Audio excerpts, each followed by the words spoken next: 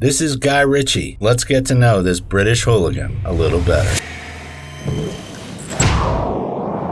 Now, Mr. Bubble and Squeak, you may enlighten me. By age 27, Guy made clips for bands like the Bucketheads and DJ Jacques O. And while yes, they look funny now, they already foreshadowed the style of British cinema in the future. The advantage of coming through the music video world is that you push the boundaries more. You find out more about the camera, you find out more about the format, you find out more about generally everything to do with film. All the videos I made between $5,000 and $20,000, which is, absolutely pittance. In '95, Ritchie invested his humble savings into a 20-minute short film called The Hard Case. I'm not interested in what you think. If you don't like it, then I know I'm on the right track. It's just the linear way to go into making features. It just seems like the most common sense, really. This reel was like a long commercial, showcasing the director's abilities. It was packed with every shooting and editing trick possible, and was catered to producers, whose attention Guy so badly wanted. But as time went on, no one seemed to notice. Then he decided to look for an idea with a written script, which he could adapt for the screen, but he couldn't find anything worthy. Because of his dyslexia, Ritchie had a hard time working with text, and for a long time did not consider writing something himself. My spelling hasn't improved since I was 12. However, after a year of searching, he decided to try and develop his ideas from The Hard Case and make them into something bigger. That was how the four friends who were trying to get rich on poker made it into his new work. They were based on his acquaintances who were often in trouble with the law. When he ran out of inspiration from his own experiences, he would turn on police chases on the news and get ideas from there. When mobs of youths went on the rampage, police reinforcements had to be drafted in from Berkshire, and 26 arrests were eventually made after a catalogue of destruction. So, yeah, it was sort of the Lorick tradition of gathering sort of urban legends, put them all in one pot. And then when I found these interesting little tales that I'd heard around pub tables and so on, I would try and find a way of fusing them together in order to give it some kind of narrative, a beginning, a middle and an end. Not a bad idea, that. Guy kind of invented his own film language. The script kind of reflected that when you read it. It was sort of like, this kind of poetic, kind of mad London speak. The greasy what shistos pezavengi gamure Greek bastard round here now. It took Ritchie roughly 6 months to write the first draft. He had been simultaneously looking for sponsors who were ready to invest in the project. In the time it took him to do that, he could have written 4 more drafts. I can't remember how many years we tried to make it. For one reason or another, we'd start up and then we'd have to shut down the production. A group of patrons appeared only after 2 years. Having watched The Hard Case, Sting's wife Trudy Styler became interested in Guy's work. But when she offered to meet with Ritchie for a read-through of his new work, she was shocked by the awkwardness with which Guy presented his story. It was a very long, rambling screenplay with, terrible typos and really poorly presented. Now, Trudy, you produced this film? I did, yes. Another person who was intrigued was the owner of the Hard Rock Cafe chain, Peter Morton, who heard of Ritchie thanks to his godson Matthew Vaughn. Vaughn was studying film in Los Angeles, and when he got his hands on the young British hooligan script, he realized that it was his ticket to the movie big leagues. In my experience, you're supposed to take that opportunity if it's there.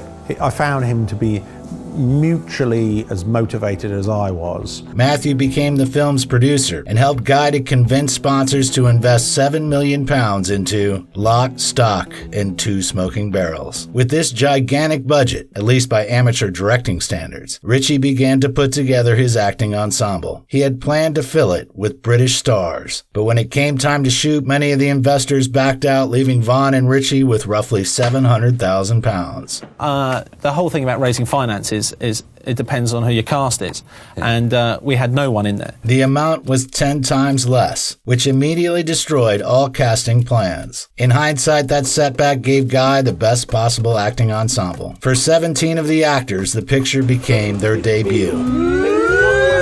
The first to join the film was Vinnie Jones. Business good.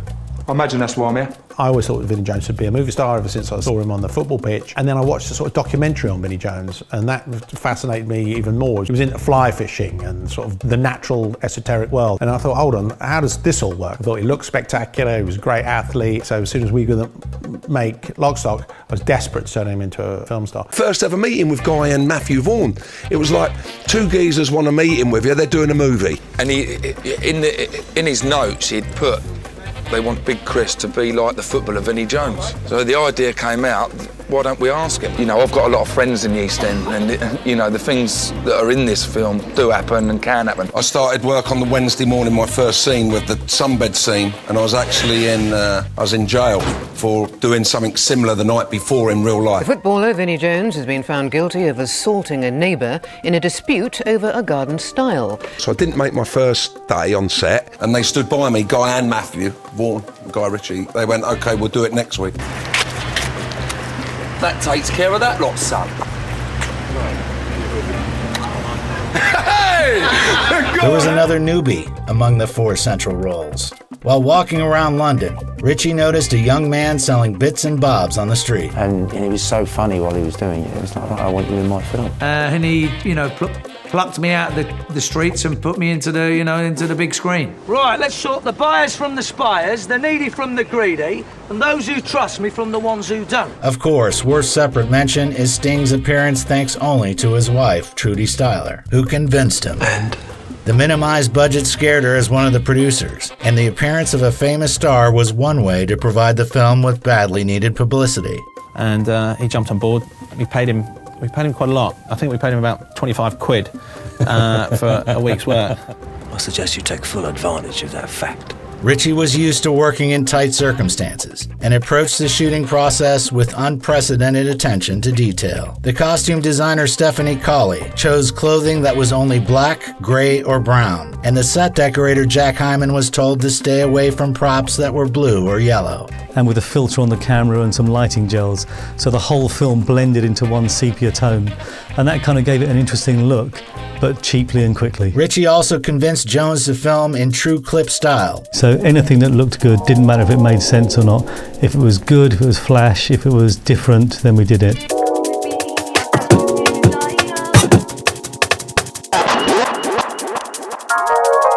And then there's one shot early in the film where they're putting vegetables into a pot of water and the camera is on the bottom of the pot, shooting up at the vegetables coming into the water. And I'm thinking, this guy probably does have a background in beer commercials. Oi! Keep your fingers out of my soup. Thanks to the preparation, by the time shooting started, the team was feeling relaxed, and the actors had the opportunity to dabble in the world of improv. The scene by the slot machines was improvised by Jason Fleming and Stephen Marcus. Look, it's all completely chicken soup. It's what? It's kosher. It's Christmas.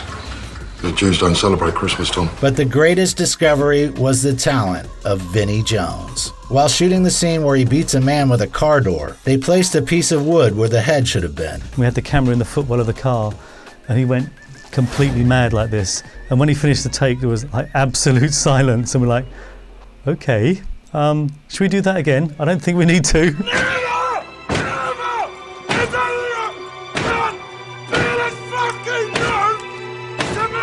There were a few extraordinary moments that appeared thanks to dumb luck, like the scene where Ed forgot to bring the guns to the robbery. There's no guns because the guns cost 150 quid a day to hire, and the prop art department were trying to save a few quid, and it wasn't on the call sheet, so they hadn't hired them. Have you forgot those guns, you dozy brat? One of Guy's strokes of genius is he just sort of scribbled that speech down about making cups of tea. The entire British Empire was built on cups of tea. Yeah, and look what happened to that. And if you think I'm going to war without one, mate, you're mistaken, mate. Going to war with what, eh? Where are the guns, eh? You forgot those guns, you tit. Oh, yeah, sorry. The humorous relationship between Nick the Greek and the coffee table was also unplanned. When they were setting up, somebody, I don't know who, put their foot through the glass top. So we had no glass top. It was going to take 3 or 4 hours to get another piece of glass from the tabletop. The guy just at the top of his head came up with the idea, that whole idea of the glass, and we shot it all in reverse. So it's Rory Braco walking through the table, and then me putting a drink through the non-existent glass, and then finally when the glass arrived, dropping it. But much of the film material was not so lucky. The final version did not include the backstory of the relationship between JD and Harry the Hatchet, as well as the plot line with Eddie's girlfriend, played by supermodel Claudia Schiffer. Her part was cut due to negative reactions after pre-screenings. Jesus! Never saw you there. And it's, I think it goes on for about 1:40, 1:45 or something. And before it was running closer to 2 hours. And then once I lost that 10 minutes, it flew.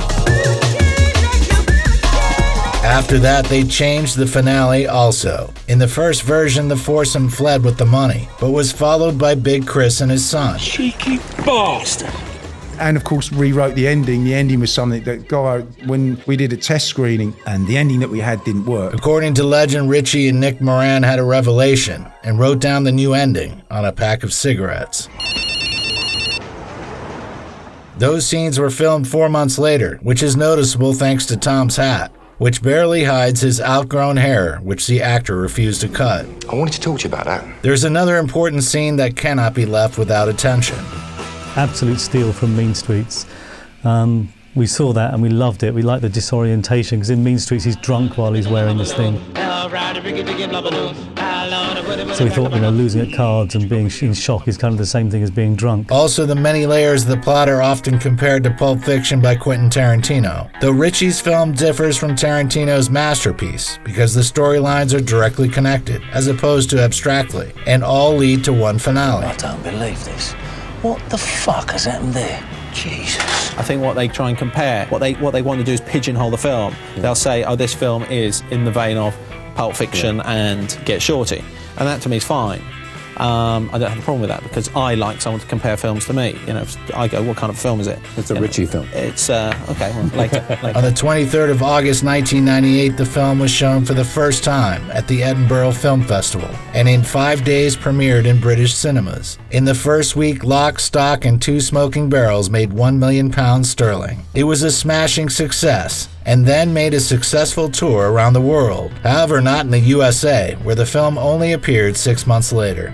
Matthew Vaughn hadn't been able to find a distributor in America. After screening Lock, Stock and being told no one wants it, and it's going to go straight to VHS. It was the best deal we had. So then I rang up Trudy Styler and said, Trudy, do me a favour, can you get Tom Cruise to come to the Spy screening in America? And she went, are you mad? You used stars for the premieres. And I said, no, there's never going to be a premiere of this. I called him and said, could you do me a favour? I really need you to go to a screening. He said, just send me the print. I said, no, I really want you to go to a screening. Would you do that for me?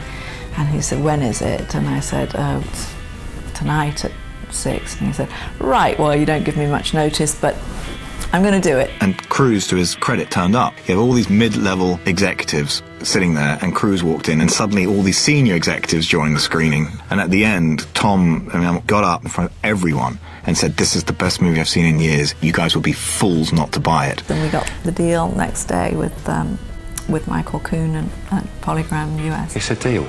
It's a steal. It's sale of the fucking century. This resulted in $4 million in profit in the States and $28 million in box offices worldwide. Give me half a chance to count it.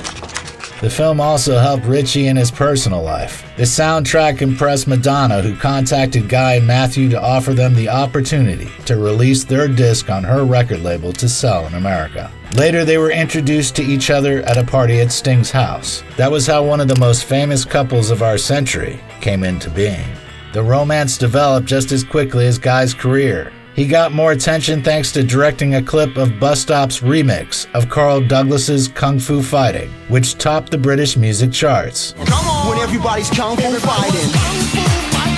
Come on! And after the incredible success of Lock, Stock, and Two Smoking Barrels, there was a spin-off TV series that offered Ritchie a little cash on the side. He wrote the script for the pilot episode and sold the rights to use the characters and the original plot. Unfortunately, our story about his debut film has to end on a sad note. The film was dedicated to Lenny McLean, who played Barry the Baptist. The Baptist got his name by drowning people for hatchet. Are you gonna fucking pay? Are you gonna fucking pay? McLean died a month before the film's release on the big screen. While shooting, he thought that he had caught a cold. After he finished work on the film, he was diagnosed with pneumonia and admitted to a hospital, but it turned out to be inoperable lung cancer.